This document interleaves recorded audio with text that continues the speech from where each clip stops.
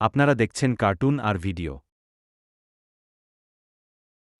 মূসা এবং হারুন ফেরাউনকে বললেন, ইসরায়েলীয়দের ঈশ্বর বলেছেন, তুমি অবশ্যই তার লোকদের মুক্ত হতে দাও, অন্যথায় তোমার সাথে খারাপ ঘটনা ঘটবে। কিন্তু ফেরাউন শুনলেন না। তাই ঈশ্বর মিশরের জলকে রক্তে পরিণত করলেন। কেউ পান করতে পারেন।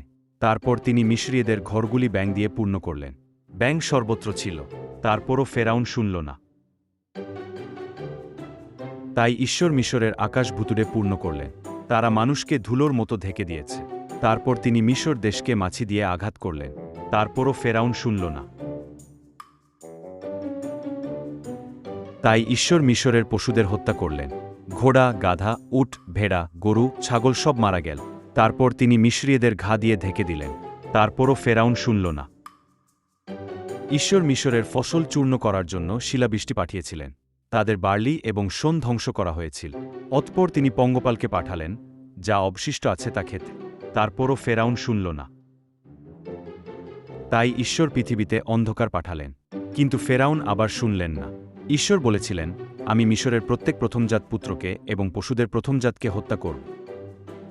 আমার লোকদের অবশ্যই একটি মেষশাবককে হত্যা করতে হবে। এটি খেতে হবে এবং তার রক্ত তাদের দরজার চৌকাঠে লাগাতে হবে। আমি রক্তটি দেখব এবং তাদের ঘরের উপর দিয়ে চলে যাব। সেই শিশুরা মরবে না। আপনি এই নিস্তার পর্বকে ডাকবেন এবং সর্বদা মনে রাখবেন, ইসরায়েলীয়রা ঈশ্বরের আনুগত্য করেছিল, কিন্তু মিশরীয় প্রথমজাত পুত্ররা মারা গিয়েছিল, এমনকি ফেরাউনের পুত্র। অবশেষে ফেরাউন শুনলেন। তিনি ইসরায়েলীয়দের যেতে দিলেন।